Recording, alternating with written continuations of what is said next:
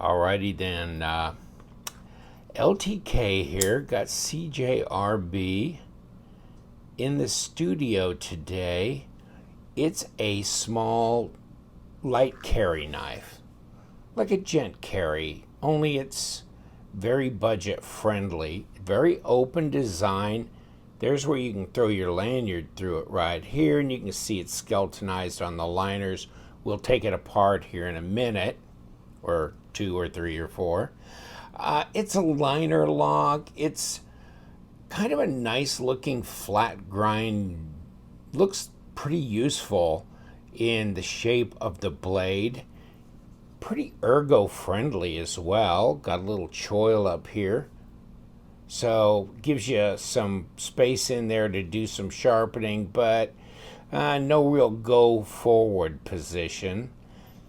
But it's got a thumb stud only on that side because there's a cutaway here for that, and that's not on the back, so you wouldn't have ambidextrous thumb studs in that regard. Okay, that's pretty sharp, pretty reasonably sharp out of the box. So, 30 bucks out the door to your house. So you're getting in kind of Ganzo knife territory there. And you're at 12C27, so it's not D2. Therefore, this is got a higher chromium level and therefore more corrosion resistant. So it's a true stainless. And, fairly thin blade stock. Doesn't look all that thick. Fairly light in the hand. Let me see if I can get this out here and kind of give us, let's zero it out, give us a measurement. 2.27 millimeters, so that is pretty thin. 0.088 of an inch overall. 0.436 at 11 millimeters. Are we back to, well, somewhere in there? Close enough. Yeah, it's not bad, ergos wise. Reverse grip, that's fine. Got a deep carry pocket clip, and you kind of got the best of all worlds here because the clip is actually into a milled area or machined out area in the scale. So the clip is even with the scale, and then you've got flat screws going through there, so you got pretty good opening here. Won't tear up your pants or anything, but should be pretty much out of sight when you carry it. Like the natural G10, you can pretty much do what you want with it as far as dyeing it. You could dye it red, you could dye it blue, purple, a lot of different colors, because it's such a neutral, translucent color. Sometimes it's a little tougher taking dye all the way through there, but it will do it. And it's not bad to work with in that regard. No entree to the pivot here, but there is here. Nothing fancy about the hardware, and there's not a lot of it. Just screws back here and here.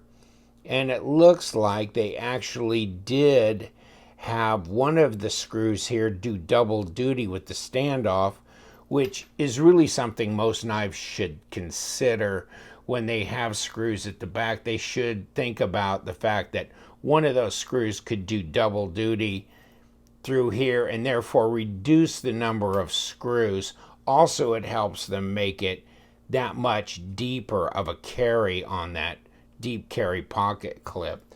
Let's throw the scales out here and get a reading in that regard. It's centered up. Let me see if I got any play on it. No play. No lock rock or anything.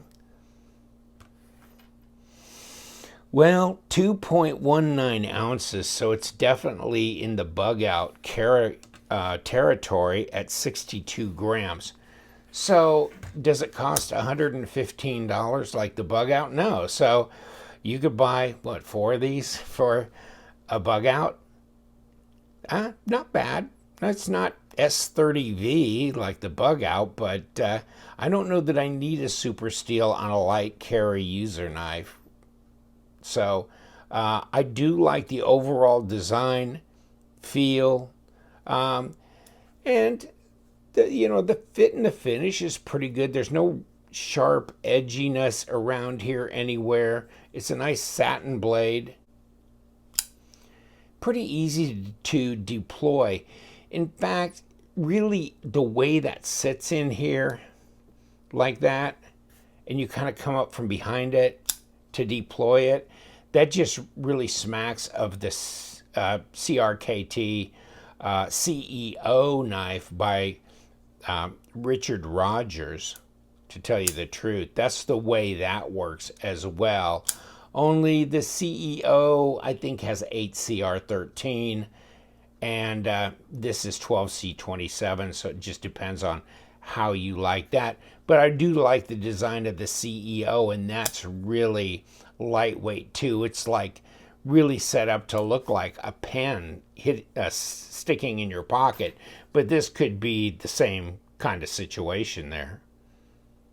Very nice. Not very much real estate coming out either. Let's take a look. Yeah, 0.84 of an inch at 21.5 millimeters tall. That's not much there.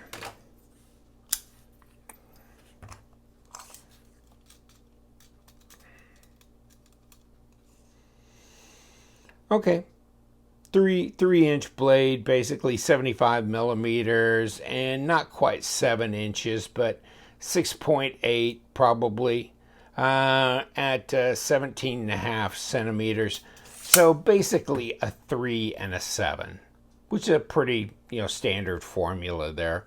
Let's take a look at this as well. Blade to handle length. Well, I mean, you've got this piece in here, but as a standoff, I think you could have done better with that. But that's what you got. The flow of the design's pretty good.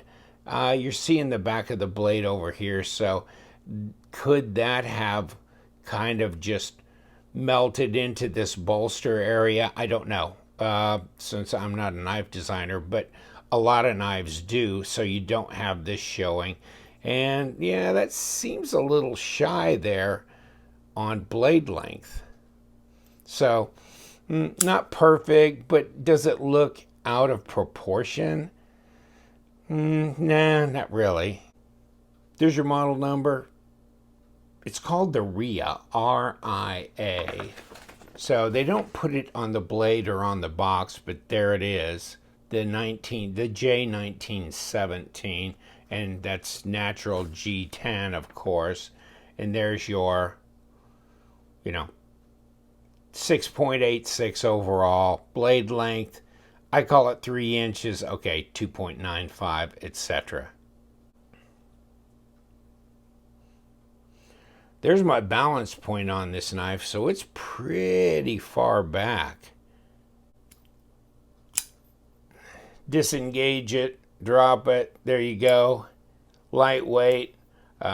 We'll see here in a second what we have for bearings on here. I'm guessing these are bearings. It drops too freely to be washers, or it seems like it.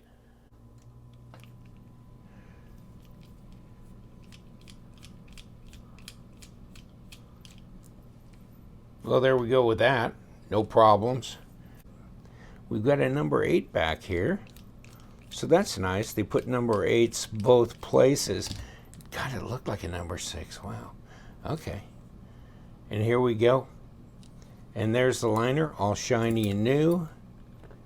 And yes, there's the ceramic bearings as everything falls apart. And there they go too. Nice and clean inside. Good housekeeping there.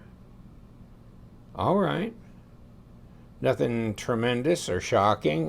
We do have a D shape here, so we probably have a D-shaped pivot, and we do. So that makes sense there, since there's no entree or way to stabilize it in case it would spin. So yeah, they took care of that eventuality. And yeah, very small little ceramic bearings. And here we go with the liner. So in the reassembly, we have to fit it into where it goes through. Right here.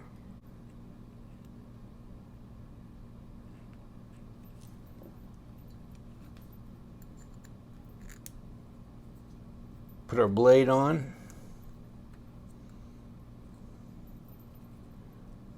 Some bearings, and ooh, that's plenty. Let's get our liner on here. Right back on. And the outer scale.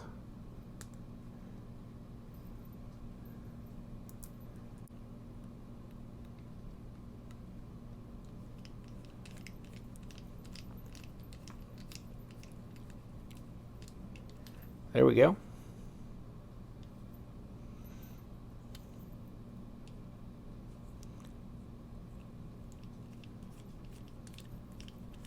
And we're in here. Looks like we've got it pretty well put back together. It looks centered up. Let's see if we have any play. Nope, no play. Did we get it too tight? Maybe a bit.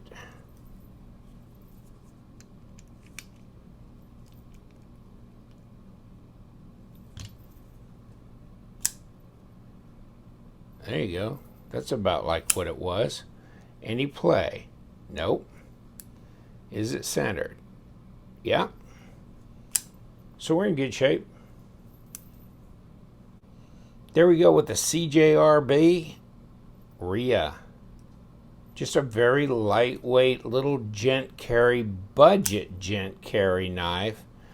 But nice neutral ergos, very lightweight. Pretty versatile. So if you're looking for something really affordable in a very lightweight, easy carry knife with a blade, I think that makes a lot of sense, this might be something to think about. It's right there in that range with the CRKT CEO knife. So I would put this right there with that. And maybe the 12C27 gives it a little bit of a lift, and this nice availability of different colors G10 as well. Take care, my friends. Thank you for hanging around, looking at the Ria with me. You know what we do. We love them knives, so you guys stay sharp.